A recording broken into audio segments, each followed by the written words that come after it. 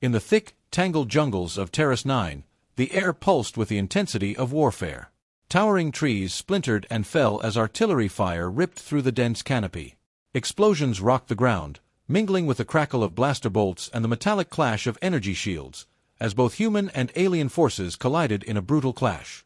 Terrace 9, a world brimming with valuable resources, had become the latest battlefield in the relentless war between the draconian Amazon Empire and the United Earth Federation.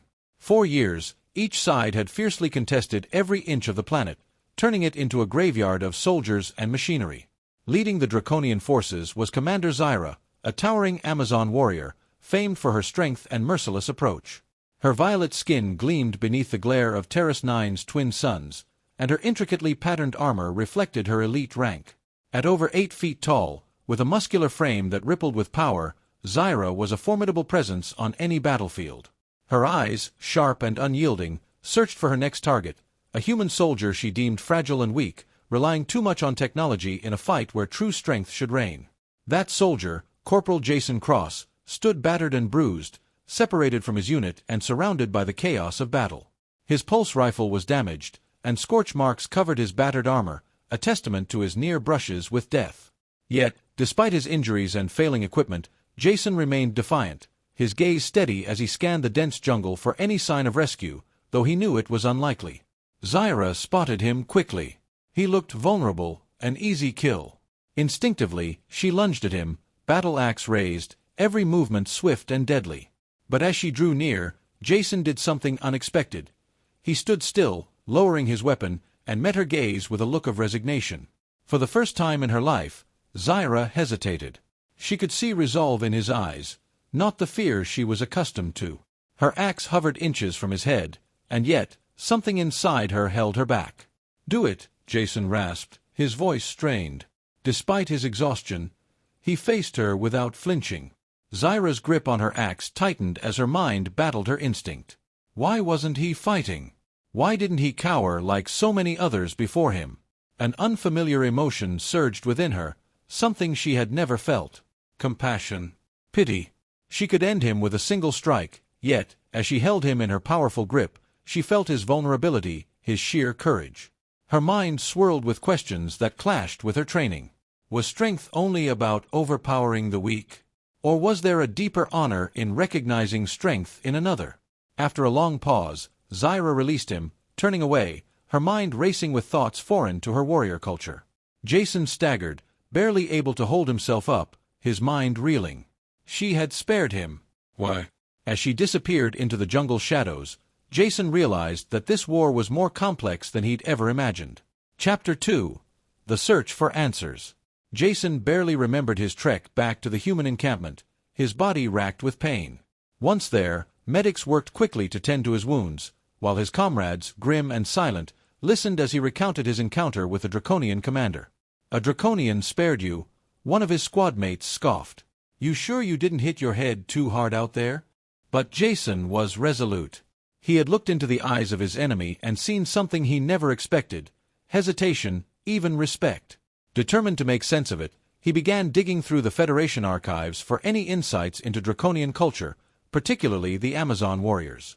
In his research, he discovered that the Draconians valued strength, not just in physical prowess, but in courage and resilience, even in their enemies. Had his defiance impressed Zyra? Had he unknowingly earned her respect? His conviction grew as he found scattered accounts of Draconian warriors showing mercy in rare instances, dismissed by most as hallucinations or flukes.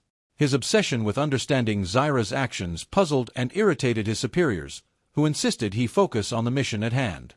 But Jason couldn't shake the feeling that their encounter had changed something, both in him and perhaps in her.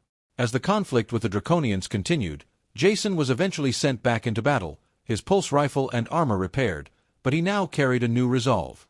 With a sense of purpose that went beyond survival, he knew his path was intertwined with understanding a warrior who had, against all odds, spared his life.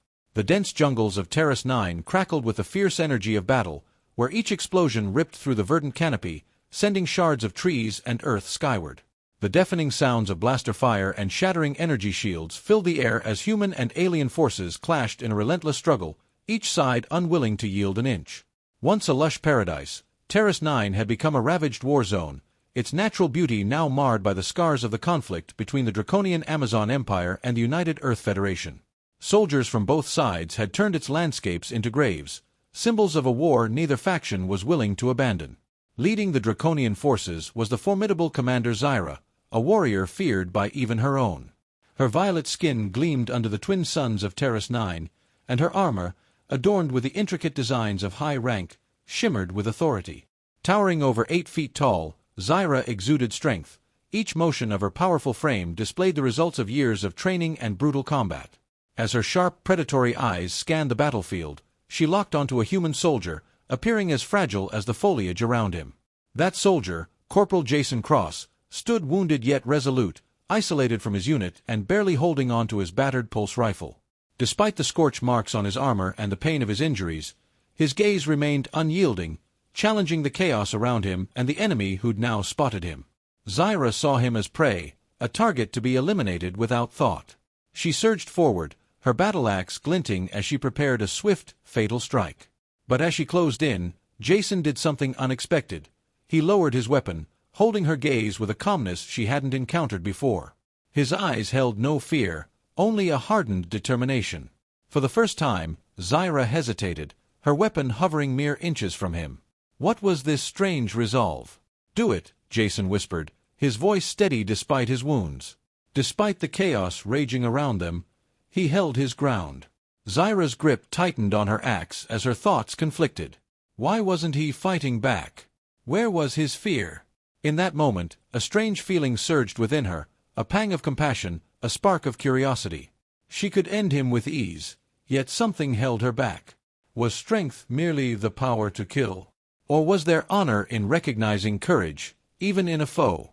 After a tense silence, Zyra released him, her mind awash with uncharted thoughts as she stepped away. Jason, dazed and staggering, could only watch as she disappeared into the shadows of the jungle. He was alive. But why? Chapter 2. The Search for Answers. Jason barely recalled his journey back to the base, his mind swirling as his comrades listened to his story in disbelief. "A draconian spared you," one asked skeptically, while another shook his head. "Did you hit your head a little too hard out there?" But Jason's certainty was unshaken. He had seen something in Zyra's eyes that defied every rule of war he knew. Determined to understand why she had spared him, he pored over Federation archives, scouring every file he could find on draconian customs, particularly those of the Amazon warriors. As he researched, he found traces of a deeply honorable culture. Among the draconians, respect was not merely given. It was earned through displays of strength and bravery, and courage was admired even in enemies. Could his defiance, his refusal to back down, have impressed her? Had he unknowingly proven himself in her eyes? His fixation puzzled his superiors, who urged him to let it go and focus on the mission. But Jason couldn't shake the feeling that his encounter with Zyra had changed him, and perhaps her as well.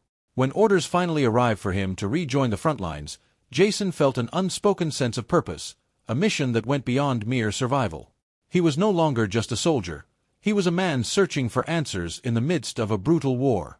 And as he prepared to face the enemy once more, he knew that his fate was bound to the warrior who, against all odds, had chosen to spare his life. Under the blood-red sky of Terrace 9, Jason Cross found himself haunted by the endless cycle of violence. Night after night, as the camp lay in silence, he questioned the senseless slaughter that both sides had come to accept. If there was any hope of stopping this war, he realized it would have to come from within, from someone like Zyra, a warrior whose actions could bridge the divide. Late one night, driven by a desperate sense of purpose, Jason slipped away from the encampment under the cover of darkness. He moved through the dense jungle, each step a reminder of the risk he was taking. The Federation would label him a traitor if they discovered his intentions, and if the Draconians caught him, they would likely kill him on sight. Yet none of that mattered. He knew this was the only way. The jungle, though scarred by war, still clung to life, its leaves rustling as if trying to reclaim its lost territory. Hours passed as Jason carefully navigated the underbrush, every sound amplified, every shadow a potential threat. His pulse rifle hung unused at his side. This wasn't a mission of combat, but of hope. Finally, as dawn broke, casting an orange glow over the clearing ahead, Jason found himself face to face with the towering figure of Commander Zyra. Her violet skin shimmered under the morning light, her muscular frame a testament to the Amazonian strength she wielded. She stood poised, as if she'd been expecting him all along. "You came," Zyra's voice broke the silence. It was not a question but a statement, acknowledging his arrival without surprise. Jason raised his hands in a gesture of peace, his voice steady. "I had to. We need to talk." Her grip on her battle axe tightened, her sharp eyes narrowing as she assessed him. "Talk? You are human. I am draconian. We are enemies." Jason shook his head. "It doesn't have to be this way, Zyra. This war, it's destroying everything, both our people and this planet. There's no victory here, only loss." Zyra's eyes flashed with skepticism. "Your people do not seek peace. They seek conquest, just as mine do." A bitter smile crossed Jason's face. "You're not wrong. But just because that's what our leaders want doesn't mean we have to keep fighting." He gestured to the scorched earth around them. "Look around. We're killing this world and each other. For what? Resources? Territory? It's not worth it." A silence fell between them as Zyra's gaze softened. She seemed to be grappling with an internal conflict, the same one Jason had glimpsed in her eyes during their first encounter. She was a warrior, raised to fight without question, but something about his words stirred doubt within her. "You speak with passion," she said finally, her voice softer. "But words do not end wars. Blood does." Jason's expression hardened. "That's where you're wrong. We can stop this, but only if we work together. You and me." For a moment, the absurdity of his proposal seemed to overwhelm her. An alliance between a draconian and a human? It is madness. "Maybe it is," he admitted, stepping closer. "But maybe that's exactly what we need. Our leaders won't listen, but if we don't try, more people will die. Draconians, humans, it'll never stop. Is that what you want?" Zyra's hand relaxed on her axe, and she looked down, the weight of his words settling over her. When she met his gaze again, her eyes held a glimmer of something he hadn't seen before, a spark of hope mingled with uncertainty. "What you ask is not simple," she said quietly. "The High Council of Draconia will not be swayed by a single warrior's words, nor will your Federation." Jason nodded, a glimmer of relief easing the tension in his chest. "I know. But we have to start somewhere. And it starts with us." They stood in silence, the weight of the moment pressing down on them both. This was his one chance. If she refused, all hope of peace would vanish. Finally, Zyra spoke, her voice firm. "I will speak with my people. I do not promise peace, but I will try." Jason let out a breath he hadn't realized he was holding. It wasn't a victory, but it was something, a chance, however slim. "That's all I'm asking for," he replied softly. Zyra took a step forward, towering over him, her violet eyes sharp and unyielding. "Do not mistake this for weakness, human. If you betray me, I will kill you." Jason nodded. "Fair enough." With that, Zyra turned and melted into the shadows of the jungle, her massive form vanishing as quickly as she had appeared. Jason watched her go, his mind whirling with the enormity of what they had agreed upon. The war wasn't over, not yet, but for the first time, he felt hope spark within him. As he made his way back to camp, he couldn't help but wonder what lay ahead. Would they succeed in ending the conflict, or had they merely set the stage for something far more dangerous? One thing was certain: the next time he crossed paths with Zyra, it would no longer be as enemies.